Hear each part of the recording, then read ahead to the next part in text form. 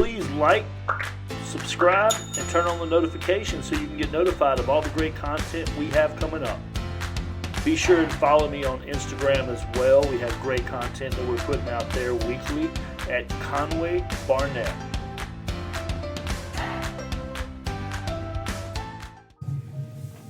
Question: can you really be a successful business person and a person of integrity?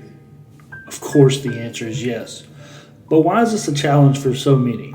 Why is it so many fall into the traps of believing you can't do both, be a good business person and be 100% honest?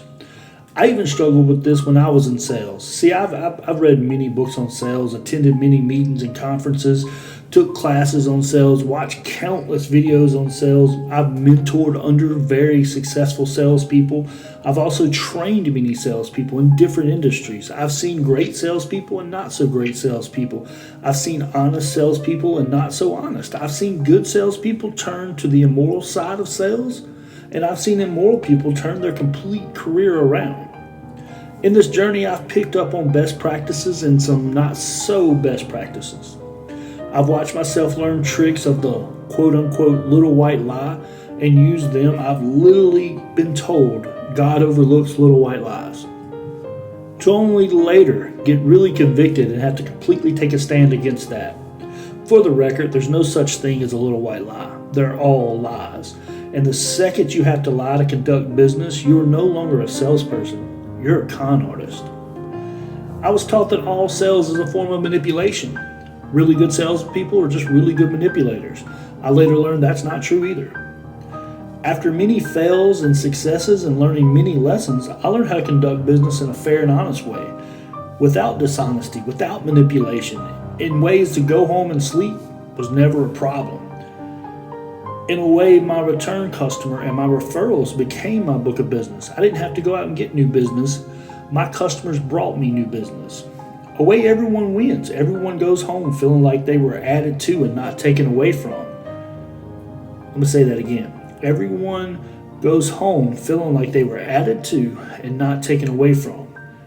That should always be the goal of any business transaction. In this video, I'm going to look at just one of the ways you can conduct business in an honest and fair way and still be on top of your industry. Really, this is one of the most important tips in just about every area of your life, and I'm just going to apply this to business. What is it? It's to listen and put yourself to the side for a minute. Be invested in the person you're conducting business with. Listen to your customer, your client, or your fan. Listen to their needs. Stop assuming you know what's best until you've had a complete needs assessment, until you've heard what this person needs.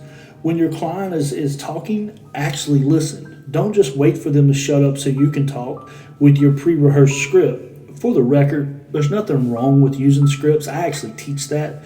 Just learn to use it when it really applies. Take notes on what they're saying, and then repeat back and make sure you understand what they've said correctly.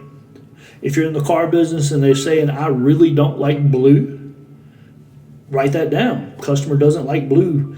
And then kind of go back. So are you saying blue, teal, or is there just a certain shade of blue? Ask, invest, talk about the question. When I was in the middle of my sales career, I was taught that there's this magical invisible wall that every customer puts up and that all customers are lying to me. They're all trained in the art of betrayal, and their sole purpose is to betray me. That there's a secret class they teach in school for non-salespeople, and the game is that salespeople have to break down that invisible wall. Well, let me be the first to tell you, that's a lie. That is a waste of time and a really dangerous thing to think while you're talking to your customers. Let me explain. First off, if you think all customers are going to lie to you and start off every conversation with the wrong communication, you're approaching them with a suspicious attitude, and your motive is not to listen and to help, but it's to break down this magical wall. If you think they're not going to be completely honest with you, you'll be okay with not being completely honest with them.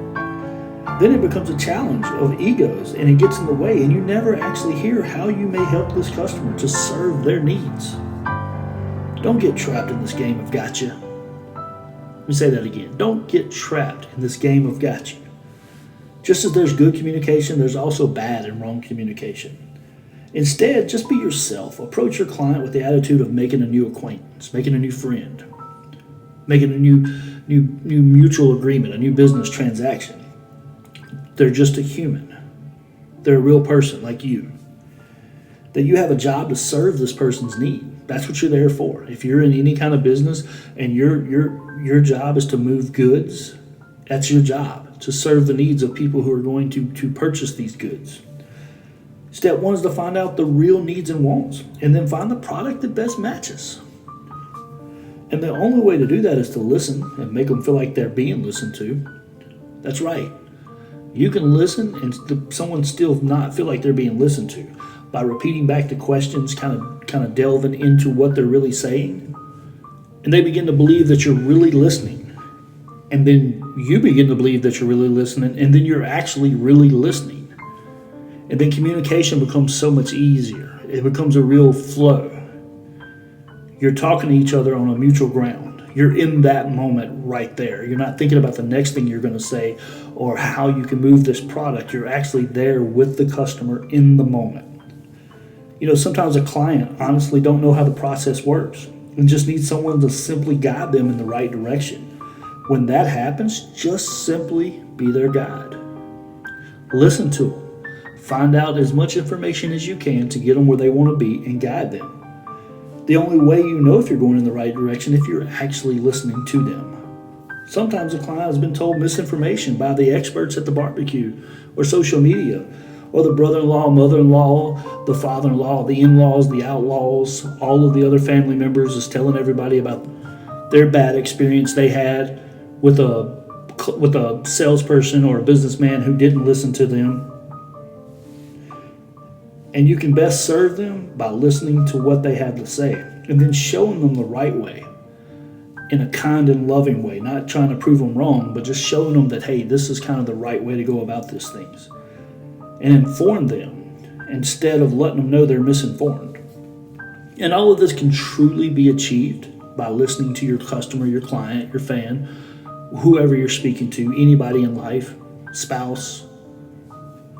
So today, when you go out there, when you go to work, go with the attitude today that you're going to put everything you know to the side at first.